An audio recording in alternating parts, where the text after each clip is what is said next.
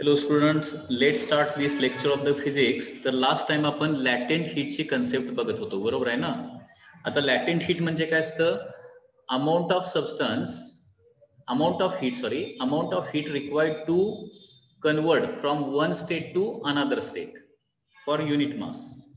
Okay, so unit mass of substance एका state मधून दुसऱ्या स्टेट मध्ये कम्प्लिटली कन्वर्जन करण्यासाठी जे सर्टन अमाऊंट ऑफ हीट लागणार आहे, बरोबर, त्याला काय म्हणतो आपण? लॅटेंट हीट असं म्हणतो. आणि याच्यामध्ये दोन व्हॅल्यू स्पेसिफिकली तुम्हाला लक्षात ठेवायला सांगितलेत. First is the latent heat of ice and second is the latent heat of steam. तर लॅटेंट हीट ऑफ आईस किती आहे? 80 कॅलरी पर ग्रॅम आहे latent heat of ice. And latent heat of steam किती आहे? 540 calorie per gram. म्हणजे 1 gram आईसला completely melt करायला 80 calorie एवढी heat लागते. त्याच पद्धतीने 1 ग्रॅम स्टीमला कम्प्लिटली कंडेन्स करायला म्हणजे वॉटरमध्ये कन्व्हर्जन करायला 540 कॅलरी एवढी हीट लागते, हे लक्षात ठेवा. ठीक आहे. त्याचबरोबर स्पेसिफिक हीट जी आहे ती क्वेश्चन मध्ये दिलेली असेल, ती तुम्ही वापरू शकताय. Specific heat of ice, specific steam heat of water आणि त्याच पद्धतीनं specific heat of the steam. Okay, question मध्ये दिलेले व्हॅल्यू तुम्ही यूज करायचे. ठीक आहे. हा, आता ही जी लॅटेंट हीट आहे, लॅटेंट हीट मुळे काय होतं? सबस्टन्सची एका स्टेट मधून दुसऱ्या स्टेट मध्ये कन्व्हर्जन होतं, बरोबर आहे ना? लॅटेंट हीट मुळे सबस्टन्स एका स्टेट मधून दुसऱ्या स्टेट मध्ये कन्व्हर्जन होतं. आता ही लॅटेंट हीट कशी युटिलाइज केली जाते ते लक्षात घ्या. Okay, so latent heat given to the substance is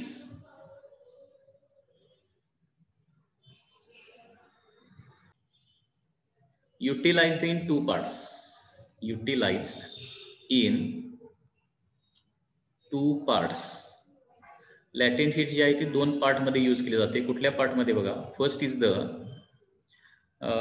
first part जो आहे, that is some part is use to do work against the intermolecular force.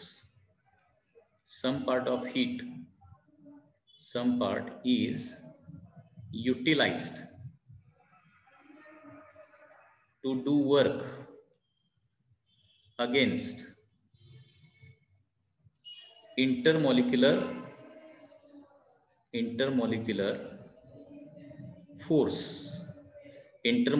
force of attraction. म्हणजे लॅटेंट हीट मधला काही पार्ट कशासाठी वापरला जातो? इंटरमॉलिक्युलर फोर्स ऑफ अट्रॅक्शन जो आहे त्याच्या विरुद्ध वापरला जातो. आता इंटरमॉलिक्युलर फोर्स विरुद्ध वर्क का करावं लागतं? कारण तुम्हाला माहित आहे की सॉलिड मधून लिक्विड मध्ये गेल्यानंतर किंवा लिक्विड मधून गॅसेस स्टेट मध्ये गेल्यानंतर काय होतं? सबस्टन्सचं एक्सपान्शन होतं, बरोबर आहे ना? एक्सपान्शन का होतं? कारण सॉलिड मधून लिक्विड मध्ये गेल्यानंतर मॉलिक्यूल मधलं सेपरेशन वाढणार आहे, किंवा लिक्विड मधून गॅसेस मध्ये गेल्यानंतर देखील काय होणार आहे? मॉलिक्यूल मधलं सेपरेशन वाढणार आहे. ठीक आहे.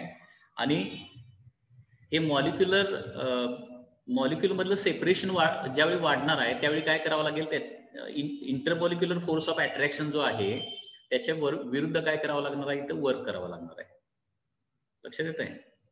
म्हणजे एका स्टेट मधून दुसऱ्या स्टेटमध्ये सबस्टन्स ज्यावेळी जातो त्यावेळी काय होणार आहे? इंटरमॉलिक्युलर डिस्टन्स वाढणार आहे, मॉलिक्यूल मधलं डिस्टन्स वाढणार आहे. आणि ते मॉलिक्यूल मधलं डिस्टन्स वाढवण्यासाठी काही पार्ट यूज केला जातो. Okay, so some part of heat is use to increase the intermolecular distance and this is called as internal latent heat. Okay, याला काय म्हणायचं? Which is called as internal latent heat असं म्हणलं जातं, which is denoted by Li. लक्षात येत आहे? पुन्हा एकदा सांगतोय, लॅटेंट हीट एखाद्या सबस्टन्सला दिली गेलेली लॅटेंट हीट म्हणजे एका स्टेट मधून दुसऱ्या स्टेट मध्ये जाण्यासाठी दिली गेलेली जी हीट आहे ती काय केली जाते? दोन पार्ट मध्ये यूज केली जाते. पहिला पार्ट कशासाठी वापरला जातो? तर इंटरमॉलिक्युलर डिस्टन्स वाढवण्यासाठी. आणि इंटरमॉलिक्युलर डिस्टन्स वाढवण्यासाठी हीटचा, लॅटेंट हीटचा जो पार्ट आपण वापरतो त्याला काय म्हणायचं? इंटरनल लॅटेंट हीट असं म्हणायचं. ठीक आहे. आता त्याच्यानंतर राहिलेला जो पार्ट आहे तो कशासाठी वापरला जाणार? लक्षात घ्या, रिमेनिंग पार्ट. तर remaining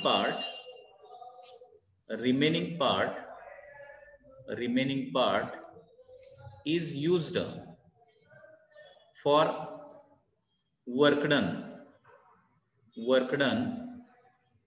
against external pressure. Okay. Remaining part जो आहे कशासाठी वापरला जाणार, कारण लक्षात घ्या सॉलिडचं एक्सपान्शन होणार आहे. एक्सपान्शन होणार आहे म्हणजे काय होणार आहे, आता सॉलिडवर एक्सटर्नली ऍटमॉस्फेरिक प्रेशर ऍक्ट होत असतं, त्या प्रेशर विरुद्ध एक्सपान्शन करायचं आहे ना आपल्याला, म्हणजे त्या सॉलिडला त्या एक्सटर्नल प्रेशर विरुद्ध एक्सपान्शन करायचं आहे आणि त्याच्यासाठी काही वर्कडन लागणार आहे. ठीक आहे. आणि ते वर्कडन किती असणार बघा, that is P into dV. हा फॉर्म्युला कदाचित ऐकलेला असेल तुम्ही, pressure into change in volume. Okay. So work done against external pressure, external atmospheric pressure विरुद्ध आपल्याला वर्कडन करावं लागणार आहे आणि त्याचा फॉर्म्युला काय येणार आहे, P इंटू dV. dV म्हणजे काय येणार आहे, चेंज इन व्हॉल्यूम, किंवा हे आपण असं लिहू शकतो P in bracket V2 minus V1 असं लिहू शकतो. That is atmospheric pressure in bracket final volume of substance minus initial volume of the substance. कारण एका स्टेट मधून दुसऱ्या स्टेट मध्ये जाताना काय होणार आहे, व्हॉल्यूम देखील वाढणार आहे. व्हॉल्यूम वाढणार आहे म्हणजे एक्सटर्नल ऍटमॉस्फेरिक प्रेशर विरुद्ध ते व्हॉल्यूम वाढवावं लागेल आणि त्याच्यामुळे काय होणार आहे, तिथे वर्कडन होणार आहे. आणि हे जे वर्कडन आहे ना, याला काय म्हटलं जातं, एक्सटर्नल लॅटेंट हीट असं म्हटलं जातं. It is called as external latent heat, याला म्हणतो आपण एक्सटर्नल लॅटेंट हीट. म्हणजे लक्षात येते का बघा, पुन्हा एकदा फॉर्म्युला लिहितोय मी, टोटल लॅटेंट हीट. ओके, हा फॉर्म्युला महत्वाचा आहे. आता टोटल लॅटेंट हीट म्हणजे काय असतं, इंटरनल लॅटेंट हीट असतं. इंटरनल लॅटेंट हीट प्लस काय असणार आहे, एक्सटर्नल लॅटेंट हीट असणार आहे. म्हणजे टोटल लॅटेंट हीटला सिंबल आपण L वापरणार. इंटरनल लॅटेंट हीट म्हणजे Li plus external latent heat म्हणजे Le. आणि एक्सटर्नल लॅटेंट हीट म्हणजेच काय असतं, P इंटू dV असतं. म्हणजे हा फॉर्म्युला असा पण होऊ शकतो, L is equal to Li plus PdV. Okay. काही क्वेश्चन या फॉर्म्युल्यावर देखील विचारले जातात. म्हणजे पुन्हा एकदा सांगतोय बघा, व्यवस्थित लक्ष द्या. सबस्टन्सला एका स्टेट मधून दुसऱ्या स्टेट मध्ये नेण्यासाठी, ओके, सबस्टन्सला एका स्टेट मधून दुसऱ्या स्टेट मध्ये कॉन्स्टंट टेम्परेचरला नेण्यासाठी जी हीट लागते त्याला काय म्हणतो आपण, लॅटेंट हीट असं म्हणतो. आता जी सगळी लॅटेंट हीट दिली गेलेली आहे ती 2 पार्ट मध्ये यूज केली जाते. म्हणजे फॉर एक्झाम्पल 1 ग्रॅम आईसला 1 ग्रॅम वॉटर मध्ये कन्व्हर्जन करायचं असेल 0 डिग्री सेल्सिअसला, तर किती हीट लागणार, 80 कॅलरी एवढी हीट लागणार. तर त्या 80 कॅलरी मधली काय होते, काही हीट जी आहे ती इंटरनल लॅटेंट हीट म्हणून वापरली जाते आणि काही हीट जी आहे ती एक्सटर्नल लॅटेंट हीट म्हणून वापरली जाते. आता हे इंटरनल लॅटेंट हीट म्हणजे काय असतं, तर एका स्टेट मधून दुसऱ्या स्टेट मध्ये जाणार म्हणजे इंटरमॉलिक्युलर डिस्टन्स वाढवावं लागणार, कारण सॉलिड मध्ये इंटरमॉलिक्युलर डिस्टन्स कमी असतं, लिक्विड मध्ये इंटरमॉलिक्युलर डिस्टन्स जास्त असतं, बरोबर आहे ना. म्हणजे एका स्टेट मधून दुसऱ्या स्टेट मध्ये जायला इंटरमॉलिक्युलर डिस्टन्स वाढवावं लागेल आणि ते इंटरमॉलिक्युलर डिस्टन्स वाढवण्यासाठी काही पार्ट हीटचा म्हणजे लॅटेंट हीट मधला काही पार्ट वापरावा लागणार आहे. त्याला काय म्हणतोय आपण, इंटरनल लॅटेंट हीट असं म्हणतो. That is called as internal latent heat. म्हणजे 80 कॅलरी मधली फॉर एक्झाम्पल 60 कॅलरी कशासाठी वापरली जाणार, ते इंटरमॉलिक्युलर डिस्टन्स वाढवण्यासाठी. आता राहिलेली जी लॅटेंट हीट आहे ती कशासाठी वापरली जाते, एक्सटर्नल लॅटेंट हीट म्हणून वापरली जाते. External latent heat. ओके. आणि हे एक्सटर्नल लॅटेंट हीट म्हणजे काय असतं, PdV असतं. PdV. कारण इथं काय होणार आहे, एक्सपान्शन पण होणार ना, आणि एक्सपान्शन पुन्हा विरुद्ध होणार आहे. बाहेरून ऍटमॉस्फेरिक प्रेशर काय करतंय, त्या ऑब्जेक्टला आत दाबतंय, त्याला बाहेर एक्सपांड होऊ देणार नाही. मग ते बाहेर एक्सपांड व्हायचं असेल त्या सबस्टन्सला तर काय करावं लागेल, त्या एक्सटर्नल ऍटमॉस्फेरिक प्रेशर विरुद्ध काहीतरी वर्कडन करावं लागणार आहे. Okay. That is called as external latent heat. म्हणजे नेहमी लक्षात ठेवा, total latent heat is equal to काय असतं, internal latent heat plus external latent heat असतं. So L is equal to Li plus Le असतं. हे व्यवस्थित लक्षात ठेवायचं. L is equal to Li plus Le. ठीक आहे. आणि therefore L is equal to LI plus LE म्हणजेच PdV, that is pressure into change in volume. So this is the formula for total latent heat. हा लक्षात आला का बघा? याच्यामध्ये काय डाऊट असले तर विचारा, अदरवाईज याच्यावरचा आपण एक प्रॉब्लेम बघूया, म्हणजे याच्यावर प्रॉब्लेम कसा असतो ते देखील तुम्हाला लक्षात येईल. आता इथे एक क्वेश्चन आहे, question number 16.10 in DC Pandey. 16.10 नंबरचा क्वेश्चन आहे. क्वेश्चन मध्ये काय दिलंय बघा, ऍट 1 ॲटमॉस्फेरिक प्रेशर, म्हणजे एक्सटर्नल ॲटमॉस्फेरिक प्रेशर दिलंय, तर किती दिलंय? 1 ॲटमॉस्फिअर एवढं ॲटमॉस्फेरिक प्रेशर दिलेलं आहे. ओके, 1 ग्रॅम ऑफ वॉटर, एक ॲटमॉस्फिअरला 1 ग्रॅम ऑफ वॉटर आहे. 1 gram of water, 1 gram of water of 1 centimeter cube, of 1 centimeter cube become 1671 centimeter cube of steam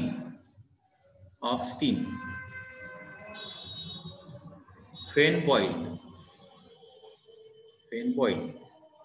okay, question मध्ये काय दिलंय बघा, इथं वॉटरला बॉईल केलेलं आहे. लक्षात घ्या, वॉटरला काय केलेलं आहे? बॉईल केलेलं आहे. आणि 1 gram of water, 1 gram of water म्हणजे लिक्विड स्टेट मध्ये असताना 1 ग्रॅम आहे आणि त्याचं व्हॉल्यूम किती आहे? 1 सेंटीमीटर क्यूब आहे एक्झॅक्टली. म्हणजे वॉटरच्या बाबतीत एक्झॅक्टली 1 ग्रॅम म्हणजे 1 सेंटीमीटर क्यूबच असतं, हे नेहमी लक्षात ठेवा. ठीक आहे. आणि ते ज्यावेळी 1 ग्रॅम वॉटरचं म्हणजे 1 सेंटीमीटर क्यूब वॉटरचं ज्यावेळी कम्प्लीट बॉइलिंग होणार आहे, पूर्णपणे बॉईल होऊन ज्यावेळी ते काय होणार आहे? स्टीम तयार होणार आहे.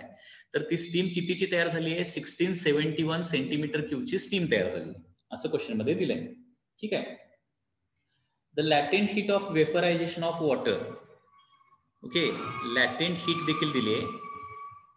लॅटेंट हीट म्हणजे थोडक्यात काय होणार आहे, तर लिक्विड स्टेट मधून आता गॅसेस स्टेट मध्ये म्हणजे वॉटरचं स्टीम मध्ये कन्व्हर्जन होण्यासाठी लागणारी लॅटेंट हीट दिली आहे. आणि ती दिली आहे 539 कॅलरी पर ग्रॅम दिली आहे. म्हणजे थोडक्यात टोटल लॅटेंट हीट तुम्हाला दिली आहे इथं. What is the change in internal energy? Question मध्ये काय विचारलंय? What is change in internal energy असं विचारलंय. What is change in internal energy, that is the question. Okay, आता चेंज इन इंटरनल एनर्जी म्हणजे काय? इंटरनल लॅटेंट हीट वापरायची आहे, बरोबर आहे ना? चेंज इन इंटरनल एनर्जी म्हणजे काय? किती हीट त्या मॉलिक्यूल म्हणजे इंटरमॉलिक्युलर स्पेस वाढवण्यासाठी लागणार आहे, ती काय होणार आहे? ते त्या सबस्टन्स मध्ये काय होणार आहे? इंटरनल एनर्जीच्या स्वरूपात स्टोअर होणार आहे. म्हणजे थोडक्यात तुम्हाला काय करायचं आहे? चेंज इन इंटरनल एनर्जी म्हणजे इंटरनल लॅटेंट हीट तुम्हाला फाइंड आउट करायचे आहे. ओके, आता गिवन मी पुन्हा एकदा लिहितो इथं. प्रेशर आहे 1 ॲटमॉस्फिअर. 1 ॲटमॉस्फिअर म्हणजे व्हॅल्यू तुम्हाला माहिती पाहिजे किती असते? 1.013 इंटू 10⁵ असते.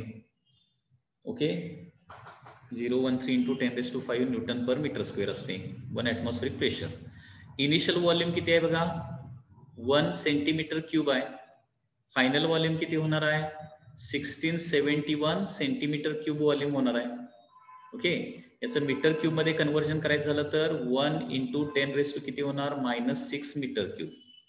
आणि याचं देखील 1671 इंटू 10⁻⁻6 मीटर क्यूब. मग आता मला सांगा, प्रेशर माहिती असेल, इनिशियल व्हॉल्यूम माहिती असेल आणि फायनल व्हॉल्यूम माहिती असेल तर काय काढू शकतो रे आपण? काय सॉल्व काढू शकतो? Pressure, initial volume, final volume माहिती आहे, मग काय काढू शकतो? आताच आपण बघितलं ना, वर काढू शकतो. म्हणजे त्यालाच काय म्हणलंय आपण? त्यालाच काय म्हणायचं?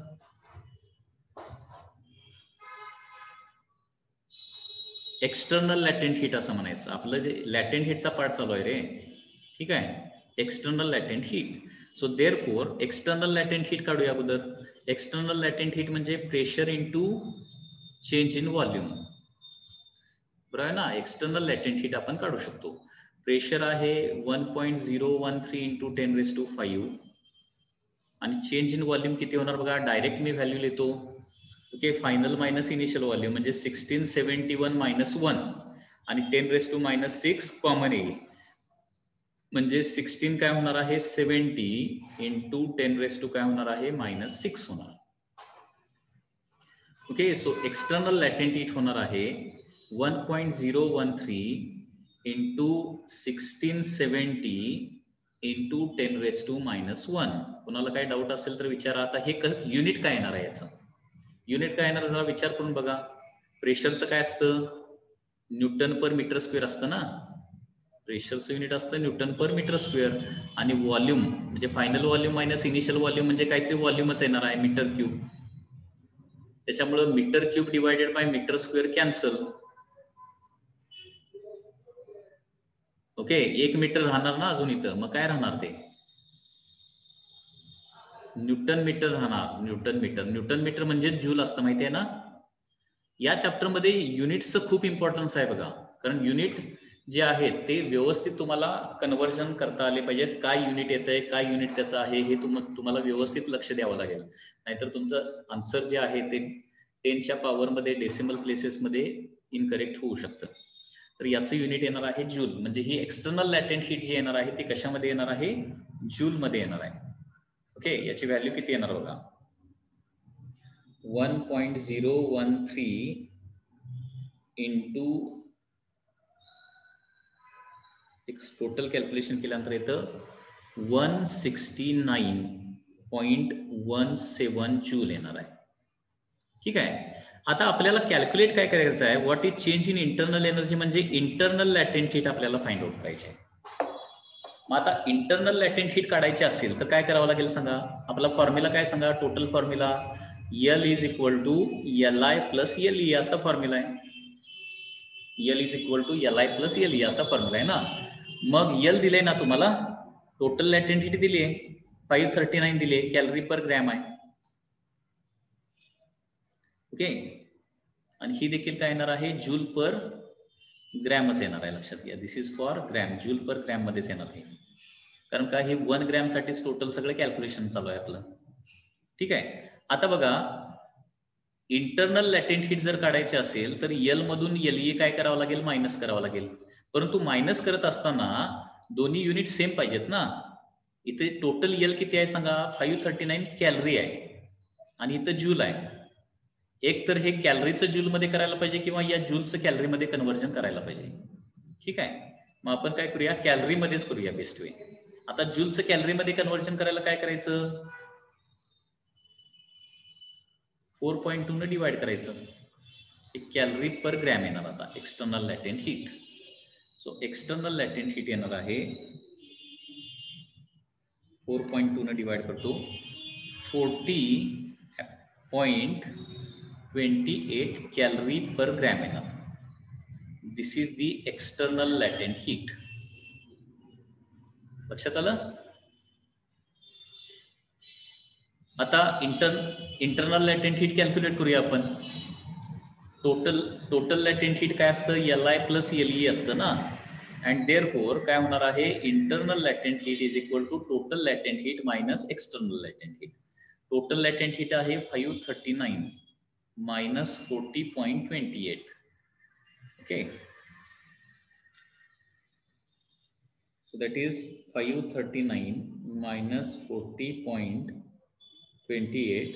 So this is coming to be 498.72. 498.72 calorie is the change in internal energy. Okay, very simple problem. लक्षात आला पाहिजे. ओके, काय डाऊट आहे का बघा? जरा व्यवस्थित बघून घ्या problem. Calorie per gram.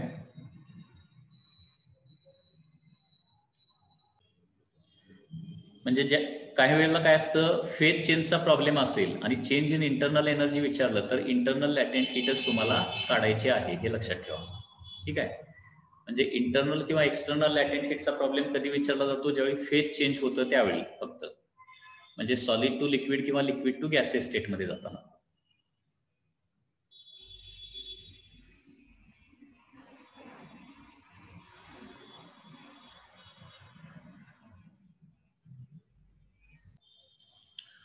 Final temperature. Next concept is final temperature of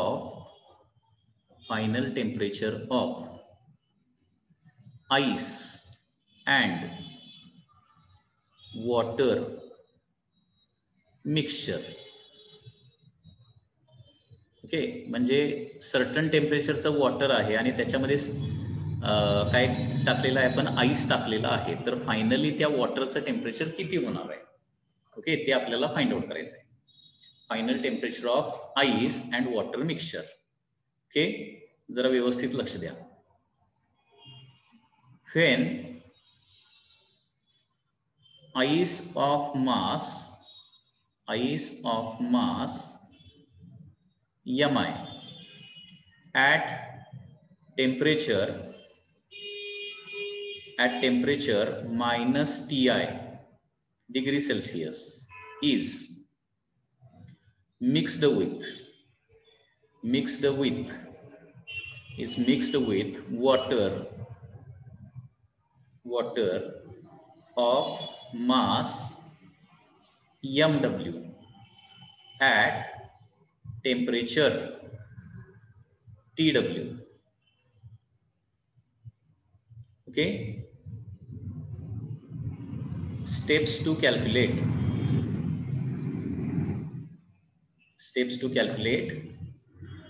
final temperature. या स्टेप्स काय जरा व्यवस्थित लक्ष द्या. म्हणजे इथं काय आहे, Mi is the mass of the ice आहे. म्हणजे आईसचं मास तुम्हाला प्रॉब्लेम मध्ये दिलेला असणार आहे. आईसचं टेम्परेचर देखील दिलेलं असतं. आईसचं टेम्परेचर एकतर 0 डिग्री सेल्सिअस असणार आहे किंवा त्याच्या खाली असणार आहे. कारण 0 डिग्री सेल्सिअसच्या वर आईस एक्झिस्ट करत नाही, बरोबर आहे ना. 0 डिग्री सेल्सिअसच्या वर आईस नसणार आहे, लक्षात घ्या. 0 डिग्री सेल्सिअस किंवा 0 डिग्री सेल्सिअसच्या खाली असणार आहे. त्याच्यामुळे प्रॉब्लेम मध्ये आईसचं टेम्परेचर जे आहे ते एक 0 डिग्री सेल्सिअस देणार, म्हणजे 0 डिग्री सेल्सिअसचा आईस वॉटरमध्ये टाकलेला आहे असं दिलेलं असेल, किंवा त्याच्यापेक्षा कमी, म्हणजे -5 डिग्री सेल्सिअसचा आईस, -10 डिग्री सेल्सिअसचा आईस या पद्धतीनं दिलेला असेल. आणि हे कुणामध्ये मिक्स केलेलं आहे, वॉटरमध्ये मिक्स केलेलं आहे, की ज्याचं मास आहे MW आणि टेम्परेचर आहे TW. तर इथं तो आईस टाकल्यानंतर वॉटर आणि आईसचं फायनल टेम्परेचर किती होणार आहे, त्याच्यामध्ये किती प्रमाणात वॉटर असेल, किती प्रमाणात आईस असणार आहे, हे सगळं कॅल्क्युलेशन आता करायचं आहे. आता याच्यामध्ये काय करायचं बघा, step number 1.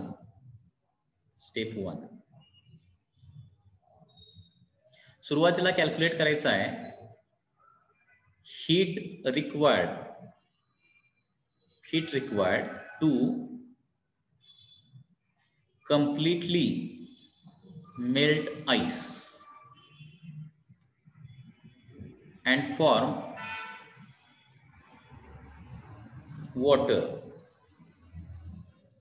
of 0 degree Celsius. हे तुम्हाला कॅल्क्युलेशन अगोदर करावं लागेल. म्हणजे जो काय आईस दिलेला आहे, ज्या काय टेम्परेचरचा दिलेला आहे, त्याला कम्प्लिटली मेल्ट करून त्याच्यापासून वॉटर तयार होणार ना. फायनली तो मेल्ट झाल्यावर वॉटर तयार होणार आहे. तर ते वॉटर तयार होण्यासाठी किती हीट त्या आईसला द्यावी लागेल, किंवा आईस तो किती हीट गेन करणार आहे, ते आपल्याला अगोदर काढावं लागेल. आणि ते कसं काढायचं लक्षात घ्या. आता बघा, टेम्परेचर काय आहे, 0च्या खाली असेल तर ते टेम्परेचर काय करावं लागेल, 0च्या खाली जर असेल तर तिथून काय करावं लागेल, 0 पर्यंत टेम्परेचर अगोदर आणावं लागेल. मग टेम्परेचर वाढवण्यासाठी जी हीट लागते त्याचा फॉर्म्युला काय. आता इथं 2 फॉर्म्युले महत्वाचे आहेत. एक म्हणजे टेम्परेचर वाढवण्यासाठी लागणारा हीटचा फॉर्म्युला, आणि दुसरं म्हणजे स्टेट चेंज करण्यासाठी लागणारा हीटचा फॉर्म्युला. हे 2 फॉर्म्युले इथं महत्वाचे आहेत, लक्षात घ्या. ठीक आहे. सुरुवातीला काय करावं लागेल, आईसला 0 डिग्री सेल्सिअसला आणावं लागेल लोअर टेम्परेचर पासून, आणि मग त्याचं काय करावं लागेल, फेज चेंज करावं लागेल. ठीक आहे. तर बघा, heat required to completely melt ice काय होणार बघा. फर्स्ट येणार आहे M mass of the ice, specific heat of the ice into change in temperature of the ice. म्हणजे change in temperature of ice म्हणजे काय होणार, TI होणार. कारण फायनल टेम्परेचर असणार 0 आईसचं. कारण 0 डिग्री सेल्सिअसला आईस आल्याशिवाय मेल्ट होणार आहे का, नाही. त्याच्यामुळे समजा -5 डिग्री सेल्सिअसचा आईस असेल, जरा व्यवस्थित अंडरस्टँड करून घ्या. क्वेश्चन मध्ये -5 डिग्री सेल्सिअसचा आईस आहे असं दिलं, तर तो मेल्ट होण्यासाठी काय करावं लागेल, अगोदर -5 डिग्री सेल्सिअस पासून 0 डिग्री सेल्सिअसला आईसला आणावं लागेल, आणि त्याच्यासाठी सुरुवातीला काही हीट द्यावी लागणार. ओके. आणि त्याचा फॉर्म्युला असणार MiCi/Ti. डेल्टा टी म्हणजे TIच येणार ना, कारण फायनल टेम्परेचर होणार आहे 0, इनिशियल टेम्परेचर असणार आहे -TI, 0 मायनस TI म्हणजे काय होणार आहे, चेंज इन टेम्परेचर TI होणार. हे लक्षात येते का बघा. म्हणजे आपण काय केलं, 0 डिग्री सेल्सिअसचा आईस आता तयार झालेला आहे आणि तो आईस आता मेल्ट करायला किती हीट लागते रे, त्याचा काय फॉर्म्युला आहे. आईसला मेल्ट करण्यासाठी लागणारी heat, mass of ice into latent heat of the ice. Okay, सगळ्यात अगोदर हे दोन फॉर्म्युले अगोदर लक्षात घ्या. टेम्परेचर चेंज करण्यासाठी लागणारी हीट, डेल्टा क्यूचा फॉर्म्युला काय असतो, MC delta T. Okay, temperature change करण्यासाठी लागणारी हीट आणि एका स्टेट मधून दुसऱ्या स्टेटमध्ये नेण्यासाठी लागणारी जी हीट आहे त्याचा फॉर्म्युला असतो ML. हे दोन फॉर्म्युले लक्षात ठेवायचे आणि ते बघायचं टेम्परेचर चेंज करावं लागतंय का, स्टेट चेंज करावी लागते का, त्याच्यानुसार तुम्हाला इथं कॅल्क्युलेशन ते लिहावं लागणार आहे. ओके, आता आईस जो आपण घेतलाय तो 0 डिग्री सेल्सिअसच्या खालचा आईस घेतलाय, त्याच्यामुळं त्या खालच्या टेम्परेचर पासून 0 डिग्री सेल्सिअसला अगोदर यायला पाहिजे आपल्याला आणि त्याला हीट लागणार आहे MC डेल्टा T. म्हणजे MI/CI डेल्टा T म्हणजे जस्ट TIच होणार आहे. That TI is the initial temperature of the ice in negative मध्ये जे काय असेल ते. आणि मग आता 0 डिग्री सेल्सिअसच्या आईसचं 0 डिग्री सेल्सिअसच्या वॉटरमध्ये कन्व्हर्जन होण्यासाठी, म्हणजे स्टेट चेंज करण्यासाठी, फक्त स्टेट चेंज होणार आहे, टेम्परेचर इथं चेंज होणार नाहीये. 0 डिग्री सेल्सिअसच्या आईसचं फक्त 0 डिग्री सेल्सिअसच्या वॉटरमध्ये कन्व्हर्जन होणार आहे आणि ती हीट किती लागणार आहे, MILI. इथंपर्यंत लक्षात आलं का. तर एवढी हीट आईसला दिल्यानंतर काय होणार आहे, आईस फक्त मेल्ट होणार आहे आणि काय होणार आहे, त्या आईसचं 0 डिग्री सेल्सिअसचं वॉटर तयार होणार, 0 डिग्री सेल्सिअसचं वॉटर तयार होणार आहे. Okay, so that is the step number 1. Step number 1 मध्ये कुणाला काय डाऊट आहे का, याला काय म्हणूया, डेल्टा QI असं म्हणूया. म्हणजे आईसला लागणारी हीट आहे वॉटरमध्ये कन्वर्ट व्हायला, म्हणजे 0 डिग्री सेल्सिअसला यायला एवढी हीट आईसला लागणार आहे. ही हीट अगोदर काढायची, लक्षात येत आहे. म्हणजे आईसचं वॉटरमध्ये 0 डिग्री सेल्सिअसच्या वॉटरमध्ये कन्व्हर्जन करण्यासाठी किती हीट लागणार ते अगोदर काढायचं. क्वेश्चन मध्ये जर 0 डिग्री सेल्सिअसचा आईसच दिलेला असेल तर टेम्परेचर आईसचं वाढवायची काय गरज येणार नाही तिथं. म्हणजे MI/CI TI हा तिथं टर्म येणार नाहीये, कारण टेम्परेचर वाढवायची गरज नाही. काही वेळेला क्वेश्चन मध्ये डायरेक्टली 0 डिग्री सेल्सिअसचा आईसच ऍड केलाय असं दिलेलं असतं, मग तिथं फक्त काय येणार आहे, MI/LI फक्त येणार टर्म. ओके, तर स्टेप नंबर 1 मध्ये काय करायचं आहे, आईसला मेल्ट करून 0 डिग्री सेल्सिअसचा वॉटर तयार करण्यासाठी, ओके, आईसला मेल्ट करून 0 डिग्री सेल्सिअसचं वॉटर तयार करण्यासाठी किती हीट लागेल ही हीट अगोदर कॅल्क्युलेट करायचं. This is the heat required for the ice. त्याचा formula MI/CI TI plus MI/LI येणार. ओके, MI/CI TI म्हणजे टेम्परेचर वाढवण्यासाठी लागणारी पहिली हीट आणि MI/LI म्हणजे काय, आईसचं वॉटरमध्ये कंप्लीट कन्व्हर्जन करण्यासाठी लागणारी हीट. Any doubt. ओके, आता स्टेप 1 जर समजलेली असेल तर आता काय करायचं आहे, स्टेप 2 फॉलो करायचे आहे. स्टेप 2, आता वॉटर जे आहे तो आईस जे आपण वॉटरमध्ये टाकणार आहे ते वॉटर जे आहे ते 0 डिग्री सेल्सिअस पेक्षा जास्त टेम्परेचरला असेल. म्हणजे फॉर एक्झाम्पल 30 डिग्री 40 डिग्रीला काहीतरी वगैरे असणार आहे ना वॉटर ते. तर ते वॉटरला त्या आहे त्या टेम्परेचर पासून 0 डिग्री सेल्सिअसला येण्यासाठी किती हीट लॉस्ट करावी लागणार आहे ती हीट देखील काढायचं आहे. ओके, सेकंड स्टेप मध्ये काय करायचं आहे, हीट लॉस्ट बाय वॉटर काढायचं. Heat lost by water. आता हीट लॉस्ट बाय वॉटर म्हणजे वॉटरचं टेम्परेचर फक्त कमी होणार आहे. मग डेल्टा क्यूचा फॉर्म्युला काय वापरावा लागेल सांगा, डेल्टा QW म्हणूया आपण. Heat lost by water, delta QW चा फॉर्म्युला काय येणार रे, फास्ट सांगा लवकर.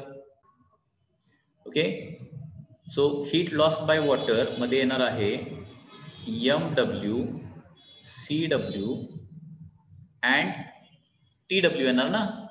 MC डेल्टा T फॉर्म्युला आहे, delta T is equal to TW येणार. कसं काय, वॉटरचं इनिशियल टेम्परेचर किती आहे, TW आहे, फायनल किती होणार आहे, 0 होणार आहे, म्हणजे चेंज इन टेम्परेचर TWच होणार आहे, बरोबर आहे ना. म्हणून MC डेल्टा T चं काय लिहिलं, MW CW TW लिहिलं. दिस इज स्टेप 2. स्टेप 2 लक्षात आली. त्याच्यानंतर आता स्टेप 3 करायची आहे. स्टेप 3 आता बघा, if delta Q I is greater than delta Q डब्ल्यू देन, हे बघा, डेल्टा क्यू आय म्हणजे काय, आईसला मेल्ट करण्यासाठी लागणारे हीट, आणि डेल्टा क्यू डब्ल्यू म्हणजे काय, तर वॉटरला हायर टेम्परेचर पासून 0 डिग्री सेल्सिअस पर्यंत आल्यानंतर वॉटरनं बाहेर टाकलेली हीट. आता बघा, इथं वॉटर कोण देणार आहे, ते वॉटर जे आहे, हाय टेम्परेचरचं वॉटर जे आहे ते हीट देणार आहे. कुणाला देणार आहे, आईसला मेल्टिंगसाठी देणार आहे. ठीक आहे.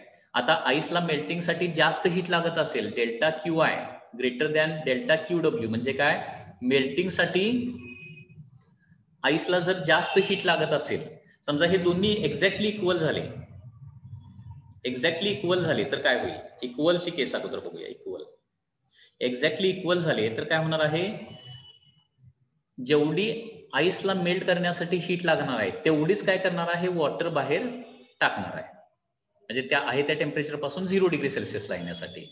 ओके, तर त्या केसमध्ये काय होणार आहे, फायनल टेम्परेचर ऑफ मिक्सचर किती होणार, फायनल टेम्परेचर 0 डिग्री सेल्सिअस, कारण डेल्टा क्यू डब्ल्यू मुळे काय होणार, वॉटर 0 डिग्री सेल्सिअसला आलंय, आणि डेल्टा क्यू आय मुळे काय झालेलं आहे, आईस मेल्ट होऊन त्याचं 0 डिग्री सेल्सिअसचं वॉटर तयार झालंय, म्हणजे फायनली टेम्परेचरचं, फायनली मिक्सचरचं टेम्परेचर किती होणार, 0 डिग्री सेल्सिअस होणार ना. दोन्ही जर इक्वल झाले तर,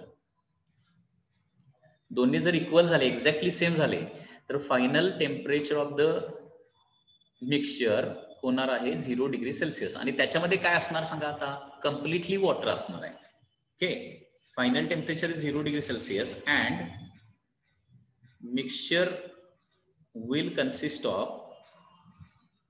of water, पूर्ण वॉटरच असणार आहे. त्या मिक्सचर मध्ये काय असणार आहे, पूर्णपणे वॉटर असणार आहे, आणि किती वॉटर असणार आहे, Mi प्लस MW एवढं वॉटर तयार होणार.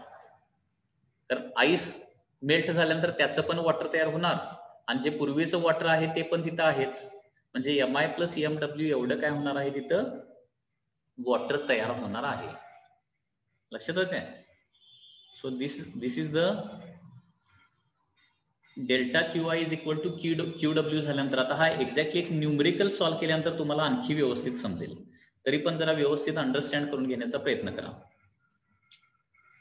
ओके, इथं बघा, पुन्हा एकदा सांगतोय, सुरुवातीला डेल्टा क्यू आय काढायचा आणि डेल्टा क्यू डब्ल्यू काढायचं, दोन गोष्टी कॅल्क्युलेट करायच्या आहेत. डेल्टा क्यू आय आणि delta Q W exactly same झाले तर त्याचा मिनिंग काय होणार आहे, हायर टेम्परेचरचं वॉटर बरोबर 0 डिग्री सेल्सिअसला येणार, आणि आईस जो काय टेम्परेचरला आहे त्याचं काय होणार आहे, 0 डिग्री सेल्सिअसच्या वॉटरमध्ये कन्व्हर्जन होणार आहे, आणि त्याच्यामुळे फायनली मिक्सचरमध्ये काय असणार आहे, 0 डिग्री सेल्सिअसचं वॉटरच असणार आहे, पूर्णपणे 0 डिग्री सेल्सिअसचं वॉटर पूर्णपणे असणार आहे.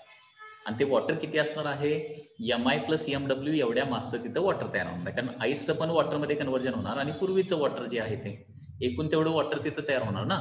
बरोबर आहे. Any doubt in this case, doubt काय आहे का बघा इथं.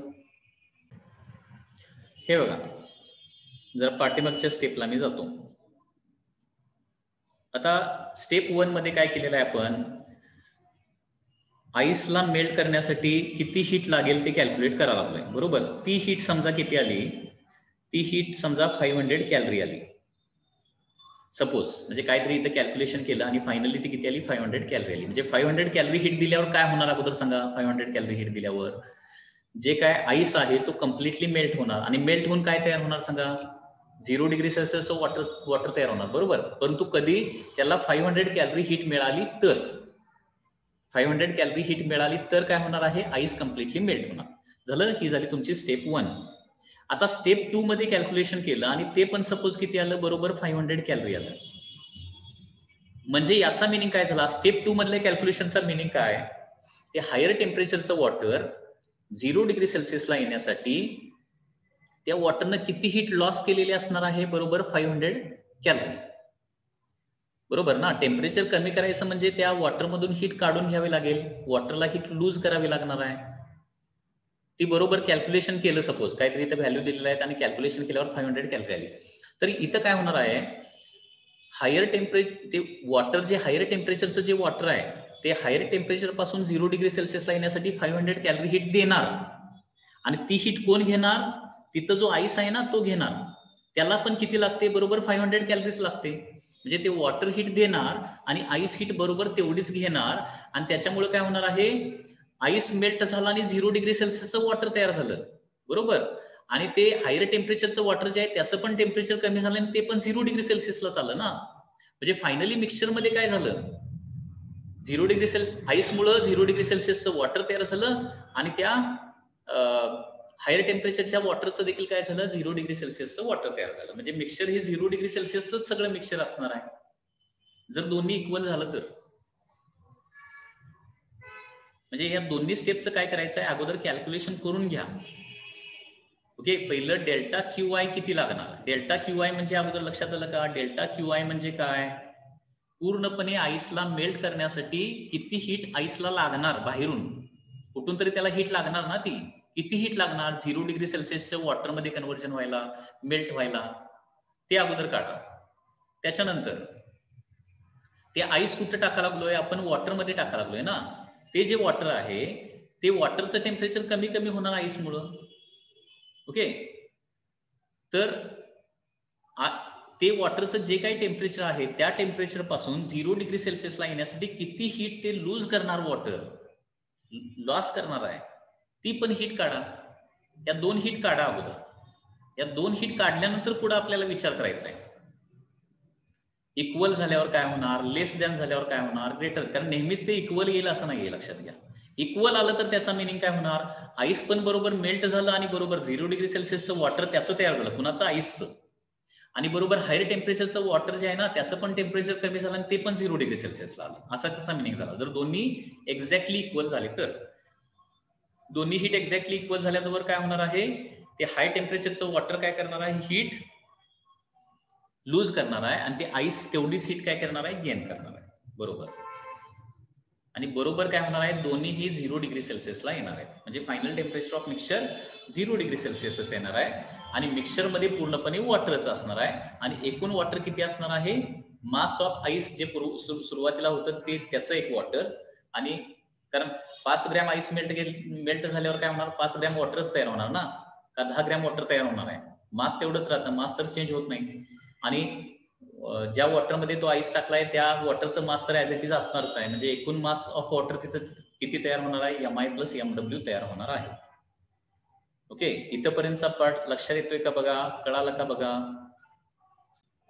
आता याच्यामध्ये बघा, if delta Q I is greater than समजा डेल्टा क्यू डब्ल्यू असेल तर काय होणार आहे? म्हणजे याचा मिनिंग काय झाला? आईसला मेल्ट व्हायला जास्त हीट लागते, परंतु वॉटर जरी हायर टेम्परेचर पासून 0 डिग्री सेल्सिअसला जरी आलं तरी त्यानं बाहेर टाकलेली हीट मात्र तेवढी नाहीये. म्हणजे लक्षात घ्या, आईस आणि वॉटरचं ज्यावेळी मिक्सचर केलं जाणार त्यावेळी हीट घेणारं कोण असणार आहे? आईस. आणि हीट देणारं कोण असणार आहे? ते हाय टेम्परेचरचं water. Hot body always loses heat and cold body always gains the heat. Okay, आता कोल्ड बॉडी म्हणजे इथं आईस आहे. आईसला मेल्ट व्हायला किती हीट लागते? QI हीट लागते, डेल्टा QI हीट लागते. ओके, आणि अवेलेबल हीट किती आहे? डेल्टा QW एवढीच हीट अवेलेबल आहे जी वॉटरमधून मिळणार आहे त्याला. मग हीट लागते जास्त परंतु अवेलेबल आहे कमी. मग आईस पूर्ण मेल्ट होईल का? आईस पूर्ण मेल्ट होईल का मला सांगा? या केसमध्ये पूर्ण आईस मेल्ट होईल का? आईस पूर्ण मेल्ट होणार नाही या केसमध्ये.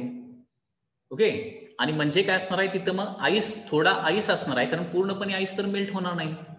त्याच्यामुळे तिथं काय असणार आहे? त्या मिक्सचरमध्ये थोडं आईस असणार आहे आणि थोडं वॉटर असणार आहे.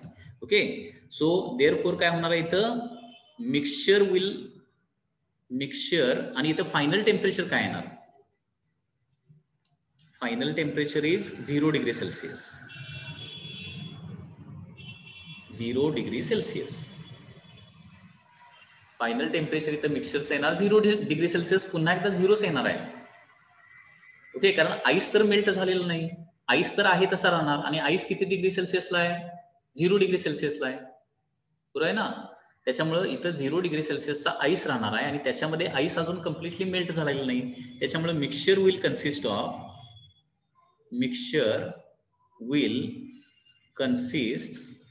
Of mixture will consist of ice plus water, ice plus water असणार आहे. आणि याच्यामध्ये किती मास ऑफ आईस असणार आहे, ओके, किती मास ऑफ आईस असणार आहे हे कसं काढायचं, तर mass of ice is equal to delta Q I करायचं मायनस डेल्टा क्यू डब्ल्यू करायचं डिवायडेड बाय 80 करायचं, 80 divided by 80, okay, divided by 80. कारण लक्षात घ्या डेल्टा क्यू डब्ल्यू एवढी हीट आईसला मिळणार. किती हीट मिळणार आहे, हीट कोण देणार आहे, वॉटर, हायर टेम्परेचरचं जे वॉटर आहे ना, म्हणजे क्यू डब्ल्यू एवढी डेल्टा क्यू डब्ल्यू एवढी हीट आईसला मिळणार, ओके. तेवढ्याच आईसचं बरोबर मेल्ट होणार. आणि किती आईस शिल्लक राहणार आहे, delta Q I minus delta Q W एवढा आईस शिल्लक राहणार आहे, ओके. तो परंतु हीटच्या स्वरूपात झाला. ग्रॅमच्या स्वरूपात काढायचं असेल तर डिवायडेड बाय 80 करावं लागेल, कारण 80 काय आहे, लॅटेंट हीट आहे, latent heat of ice, okay. तर रिमेनिंग मास ऑफ आईस असणार आहे त्या मिक्सचर मध्ये delta Q I minus delta Q W divided by 80, एवढा आईस शिल्लक राहणार. आणि बाकीचं सगळं मग वॉटर असणार आहे, बाकीचं सगळं वॉटर, ठीक आहे. आणि जर काय झालं याच्यामध्ये आता, इफ डेल्टा क्यू आय का आहे, लेस आहे, आणि डेल्टा क्यू डब्ल्यू का आहे, मोर आहे, म्हणजे आईसला मेल्ट करण्यासाठी कमी हीट लागते आणि वॉटरमध्ये जास्त हीट अवेलेबल आहे, तर काय होणार, आईस मेल्ट होणार, 0 डिग्री सेल्सिअसचं वॉटर तयार होणार आणि त्याचं टेम्परेचर वाढणार आहे थोडंसं. त्याच्यामुळे आता टेम्परेचर 0 डिग्री सेल्सिअस राहणार नाही, ते 0 डिग्री सेल्सिअसच्या थोडंसं वर जाणार आहे आता. कारण आईसला मेल्ट व्हायला डेल्टा क्यू आय एवढी हीट लागते, त्याच्यापेक्षा जास्त हीट ते वॉटर देणार आहे बाहेर. त्याच्यामुळे आईस तर कम्प्लिटली मेल्ट होणार. मेल्ट होऊन आणखी एक्स्ट्रा जी हीट आहे त्याच्यामुळे काय होणार आहे, त्या 0 डिग्री सेल्सिअसच्या म्हणजे वॉटरचं कन्व्हर्जन काय होणार आहे, थोडंसं हायर टेम्परेचरला होणार आहे. तर ते फायनल टेम्परेचर काय येणार आता, then final temperature of mixture आता येणार आहे T is equal to delta Q W minus delta Q I divided by mass into specific heat. Mass into specific heat of water काय असते, 1च असते, डिवायडेड बाय मास एवढंच करावं लागेल. मास म्हणजे कुठलं मास, टोटल मास ऑफ वॉटर म्हणजे MI प्लस MW एवढं वॉटर असणार ना. ती राहिलेली एक्स्ट्राची जी हीट आहे ते जे टोटल वॉटर तयार झालेलं आहे त्याचं रायझिंग टेम्परेचर करण्यासाठी वापरलं जाणार आहे. म्हणजे थोडक्यात जर हे अजून कन्फ्युजिंग वाटत असेल तर एवढंच लक्षात ठेवा, या स्टेप्स व्यवस्थित लक्षात ठेवा. काय करायचं, डेल्टा क्यू आय तुम्ही काढू शकताय, डेल्टा क्यू डब्ल्यू काढू शकताय, दोन्ही जर इक्वेट झाले तर 0 degree Celsius, delta Q I जास्त झालं तरी 0 डिग्री सेल्सिअस, आणि डेल्टा क्यू डब्ल्यू जास्त झालं तर मिक्सचरचं टेम्परेचर 0 डिग्री सेल्सिअसच्या वर जाणार. एवढं साधं सोपं लॉजिक वापरा, जास्त कन्फ्युज होऊ नका, जास्त विचार करू नका, best way, okay. Delta Q I काढायचं, डेल्टा क्यू डब्ल्यू काढायचं, ते काढणं सोपं आहे, ओके. दोन्ही इक्वेट झाले तर काय होणार आहे, पूर्णपणे वॉटर तयार होणार, 0 डिग्री सेल्सिअसचं वॉटर तयार होणार, हे लक्षात ठेवा. डेल्टा क्यू आय झालं म्हणजे आईसची हीट, आईसला लागणारी हीट जर जास्त असेल, ओके, तर आईस कम्प्लिटली मेल्ट होणार नाही आणि मिक्सचरचं टेम्परेचर पुन्हा एकदा 0 डिग्री सेल्सिअसच राहणार. आईस मेल्ट होणार नाही म्हणजे 0 डिग्री सेल्सिअस आईसचं जे टेम्परेचर आहे तेच ऍज इट इज राहणार ना, ओके. आणि मिक्सचरमध्ये थोडा आईस असणार आहे, थोडं वॉटर असणार आहे. आणि आईस कसा काढायचा ते लक्षात ठेवा, त्या दोन हीट मधला डिफरन्स डिवायडेड बाय 80 करायचं, ओके. कारण ते डिफरन्स ऑफ हीट जेवढी आहे तेवढा आईस शिल्लक राहणार आहे, डिफरन्स ऑफ हीट. आणि 80 कॅलरी म्हणजे 1 ग्रॅम आईस असतं, हे लक्षात ठेवा. 80 कॅलरी म्हणजे 1 ग्रॅम आईस, कारण 1 ग्रॅम आईसचं पूर्णपणे वॉटरमध्ये कन्व्हर्जन करण्यासाठी 80 कॅलरी लागतं आपल्याला, 80 कॅलरी. त्याच्यावरून ते 80 हा फॉर्म्युला वापरलाय, लक्षात घ्या. हे सगळं कॅल्क्युलेशन आपण कशामध्ये करतोय, कॅलरीमध्ये करतोय, हे अगोदर लक्षात ठेवा, कॅलरीमध्ये. कारण न्यूमरेटर डिनॉमिनेटर सेम युनिटमध्ये असला पाहिजे. आणि जर डेल्टा क्यू डब्ल्यू म्हणजे वॉटरला 0 डिग्री सेल्सिअसला यायला खूप जास्त हीट लूज करावं लागत असेल तर काय होणार नाही, ते 0 डिग्री सेल्सिअसला येणार नाही, थोडंसं हायर टेम्परेचरलाच राहणार. आणि ते फायनल टेम्परेचर ऑफ मिक्सचर काय येणार आहे, delta QW minus delta QI divided by MI plus MW. एक प्रॉब्लेमच सॉल्व्ह करूया म्हणजे तुम्हाला लक्षात येईल. अजून जास्त डिफिकल्ट प्रॉब्लेम नाहीये, लक्षात घ्या.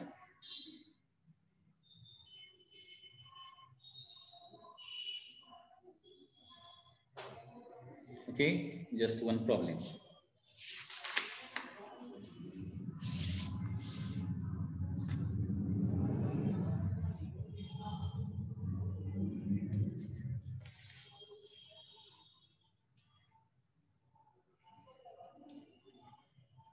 Question is like this. Find the result of mixing 0.5 kg ice at 0 degree Celsius at 0 degree Celsius with 1 kg water at 30 degree Celsius. Okay, question मध्ये काय दिलंय बघा, 0.5 kgचा आईस आहे, तो किती डिग्री सेल्सिअसला आहे, 0 डिग्री सेल्सिअसला आहे. आणि तो कुणामध्ये मिक्स केलेला आहे, 1 kg ऑफ वॉटर बरोबर मिक्स केलेला आहे आणि वॉटरचं टेम्परेचर आहे 30 डिग्री सेल्सिअस. तर त्या मिक्सचरचं फायनल टेम्परेचर काय येणार आहे. तर पहिली गोष्ट मी काय सांगितले, डेल्टा QI काढा, म्हणजे आईसला पूर्णपणे मेल्ट व्हायला लागणारं हीट. आता 0 डिग्री सेल्सिअसला डायरेक्टली आईस आहे, म्हणजे 0 डिग्री सेल्सिअस ऑफ आईसचं कन्व्हर्जन 0 डिग्री सेल्सिअसच्या वॉटरमध्ये कन्व्हर्जन व्हायला ओके किती हीट लागणार सांगा. इथं किती हीट लागणार आहे आईससाठी, फक्त कन्व्हर्जन ऑफ स्टेट होणार आहे इथं ML, हे तर लक्षात येते ना. मास इंटू म्हणजे MI इंटू LI येणार आहे. मास ऑफ आईस किती आहे, 0.5 आहे. लॅटेंट हीट ऑफ आईस किती आहे ते पाठ पाहिजे, 80. ओके, 80 कॅलरी म्हणजे साधारणपणे किती होणार बघा, 40 कॅलरी एवढी हीट आईसला लागणार आहे. लक्षात आलं. आईसला कम्प्लिटली मेल्ट व्हायचं असेल आणि 0 डिग्री सेल्सिअसचं वॉटर तयार करायचं असेल तर 40 कॅलरी एवढी हीट लागणार आहे. ओके, ठीक आहे. आता डेल्टा QW काढूया, म्हणजे 30 डिग्री सेल्सिअसचं वॉटर आहे, ते जर 0 डिग्री सेल्सिअसला आपण आणलं तर त्याच्यामधून किती हीट बाहेर पडणार आहे. फायनल टेम्परेचर ऑफ मिक्सचर काढायचं आहे, final temperature of mixture.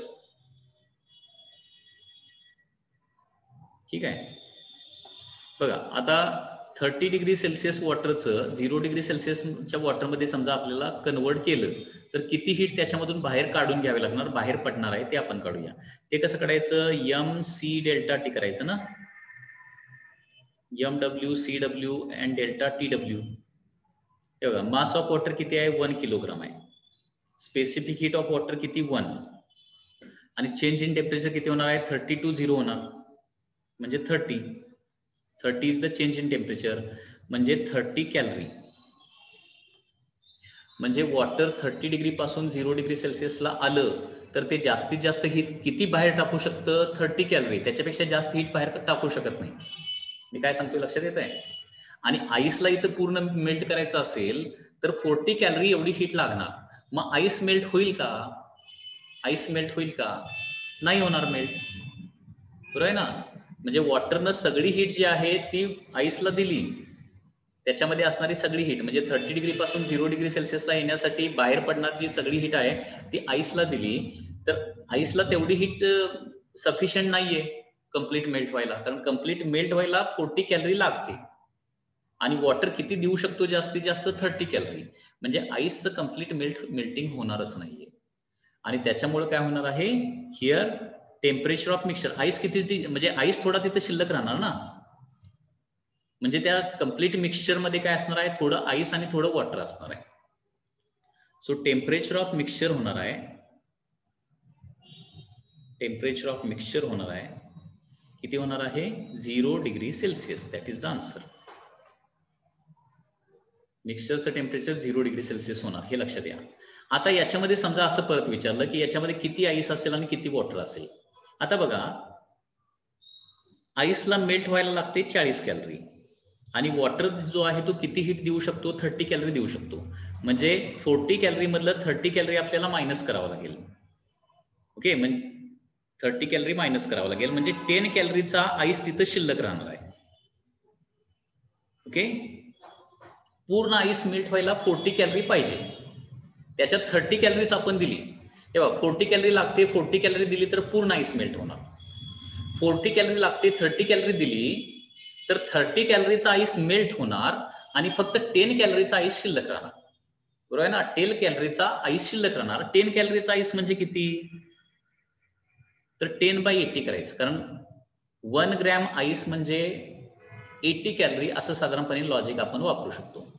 Okay, हे 80 कॅलरी पर ग्रॅम असते ना, त्याच्यामुळे कॅलरी कॅन्सल होणार आहे आणि 1/8 ग्रॅम तिथं आईस शिल्लक असणार आहे. ओके, 1/8 किलोग्रॅम, सॉरी किलोग्रॅम असणार आहे. किलोग्रॅम मध्ये कॅल्क्युलेशन सगळं करावं लागणार. Kilogram, sorry 1/8 kilogram. Okay, 1/8 kilogram एवढा आईस तिथं शिल्लक असणार आहे आणि बाकीचं सगळं वॉटर असणार आहे. मग वॉटर किती येणार रे सांगा. हे 1 kg water as it is आहेच आणि 1/8 म्हणजे किती येत आहे, 0.125 बहुतेक येत आहे. 1/8 म्हणजे 0.125, म्हणजे ½ kg मधलं 0.125 फक्त शिल्लक राहणार आहे. बाकीचा आईस परत वॉटरमध्ये कन्वर्ट झालेला असणार आहे. ओके, इथं लिहितो बघा. सो देअरफॉर एकूण मास किती आहे बघा, टोटल मास आईस आणि वॉटरचं मिळून 1.5 kg आहे टोटल मास. त्याच्यामधलं 1/8 म्हणजे 0.125 kg एवढा आईस शिल्लक आहे आता, 0.125 kg. ठीक आहे, हा आईस असणार आहे आणि वॉटर किती असणार आहे मग 1.375 किलोग्राम हे वॉटर असणार आहे. लक्षात आला का प्रॉब्लेम.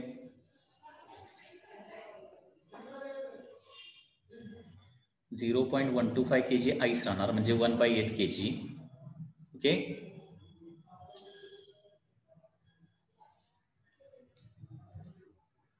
आणखी एक प्रॉब्लेम बघूया.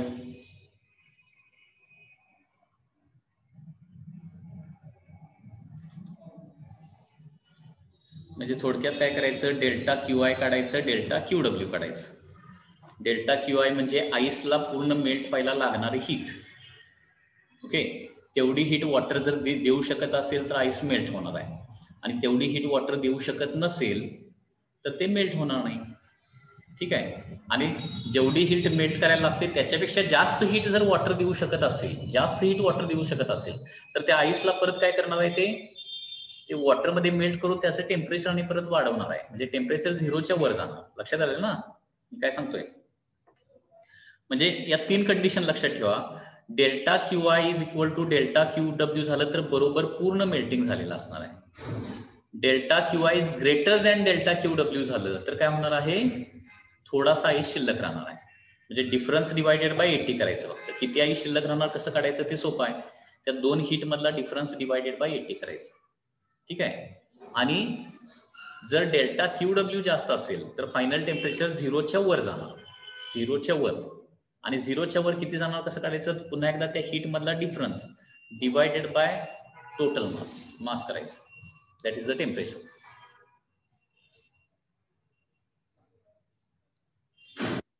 नेक्स्ट, इथं 0.5 kg ऑफ आईस आहे,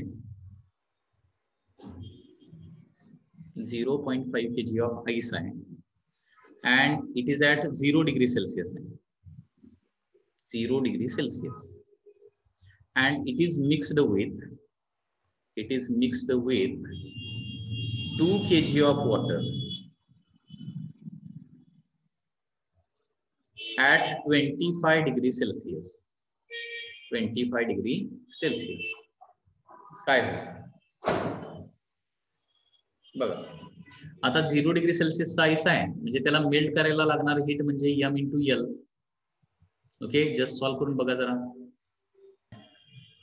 तर पहिली गोष्ट म्हणजे डेल्टा क्यू आय काढा. म्हणजे आईसला मेल्ट करायला किती हीट लागणार? एम इंटू एल लागणार, कारण 0 डिग्री सेल्सिअसचा आईस आहे. आईसचं टेम्परेचर याच्यापेक्षा कमी दिलं तर काय करायचं? M L plus M C delta T पण करायचं, हे लक्षात ठेवा. म्हणजे टेम्परेचर वाढवून मग मेल्टिंग येणार. टेम्परेचर वाढवून मग मेल्टिंग असेल तर M C delta T plus M L करायचं. आता फक्त इथं मेल्टिंग आहे, कारण 0 डिग्री सेल्सिअसला आईस आहे, त्याचं टेम्परेचर काय 0 डिग्री सेल्सिअसच लागणार आहे, ते काय वाढवायची गरज नाही. M L, so M I L I. Mass किती आहे? 0.5. लॅटेंट हीट किती असते? 80. त्याच्यामुळे 40 कॅलरी हीट लागणार आहे. आईसला मेल्ट करायला एवढी हीट लागणार. ठीक आहे. आता वॉटर किती हीट देऊ शकतं? 25 पासून 0 डिग्री सेल्सिअसला आल्यानंतर, म्हणजे टेम्परेचर कमी झाल्यानंतर ते हीट बाहेर टाकणार ना. किती हीट देऊ शकतं ते काढूया. Water delta Q W is equal to काय येणार आहे?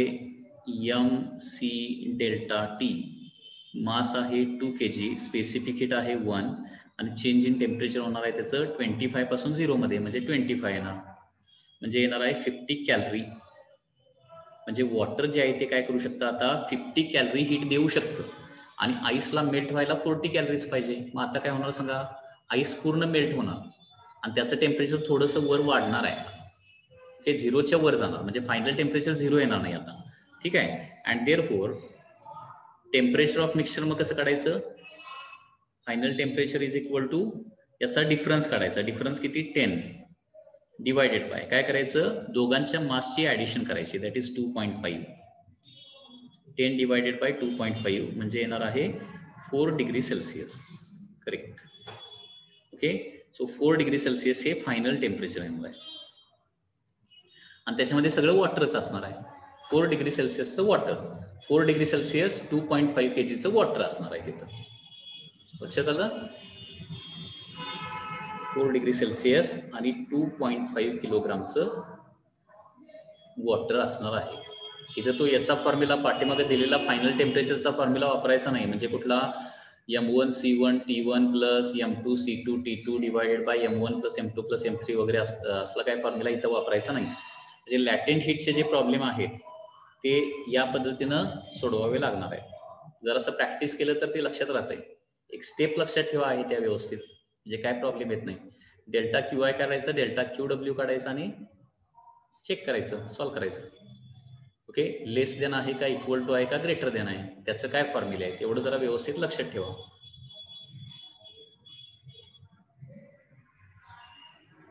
बरं, आणखी एक प्रॉब्लेम देतो.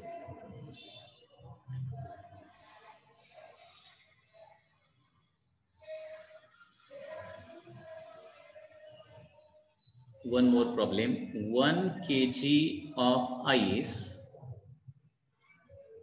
1 kg of ice at minus 10 degree Celsius is mixed with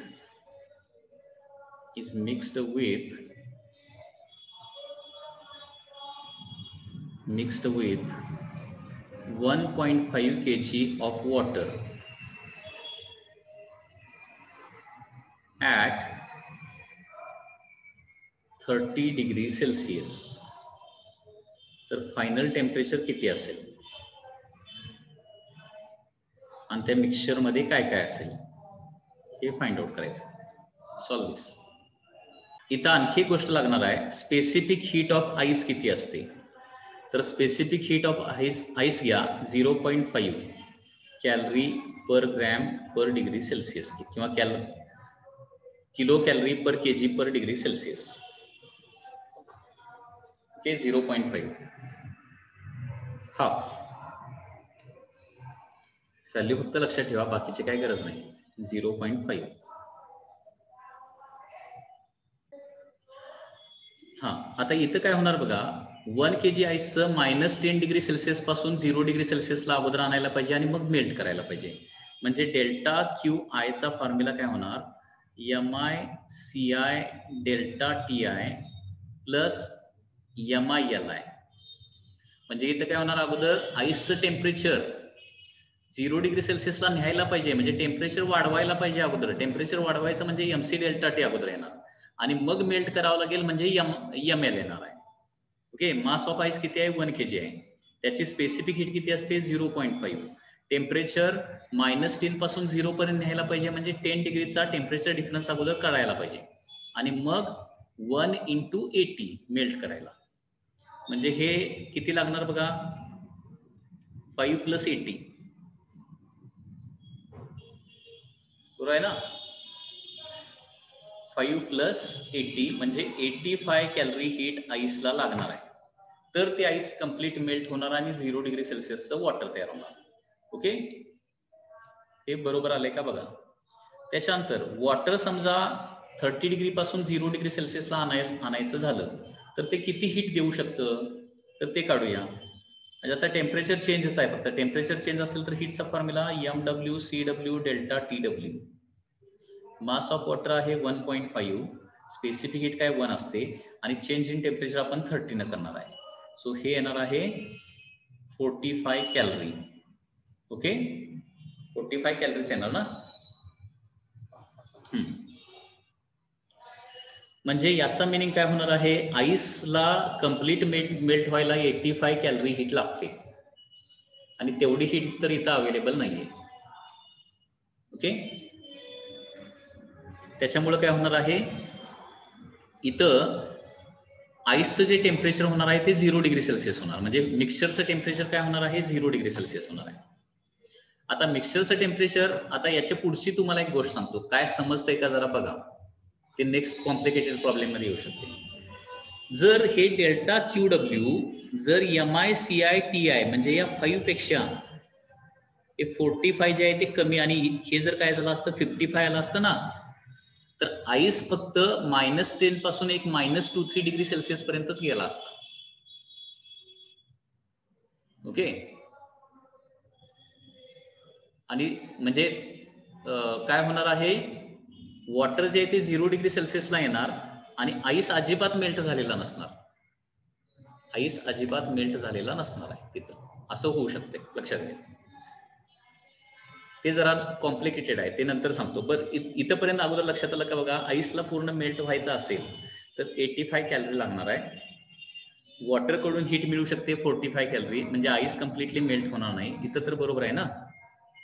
मग आता मास ऑफ आईस किती शिल्लक राहणार आहे, दोघांचा डिफरन्स येणार आहे 40चा. ओके, कारण 45 कॅलरी मुळे काय होणार आहे, 45 कॅलरीचा आईस मेल्ट होणार आणि बाकी 40 कॅलरीचा आईस शिल्लक राहणार ना. 40 कॅलरीचा आईस शिल्लक राहणार म्हणजे 40/80 म्हणजे ½ kg ice is remaining. ½ kg ice शिल्लक राहणार आहे, म्हणजे याचा अर्थ ½ kg आईस आणि त्याच्यामध्ये काय असणार आहे रिमेनिंग. ओके, 2 kg वॉटर असणार आहे. कारण एकूण मास किती आहे इथं 1 + 1.5 म्हणजे 2.5 एवढे एकूण इथं मास आहे वॉटर आणि आईसचं मिळून. त्याच्यामधलं शिल्लक आईस राहणार आहे ½ kg आणि 2 kg तिथं वॉटर तयार झालेलं असेल. ओके, हा प्रॉब्लेम लक्षात आला का? या प्रॉब्लेम मध्ये कोणाला काय डाऊट आहे का?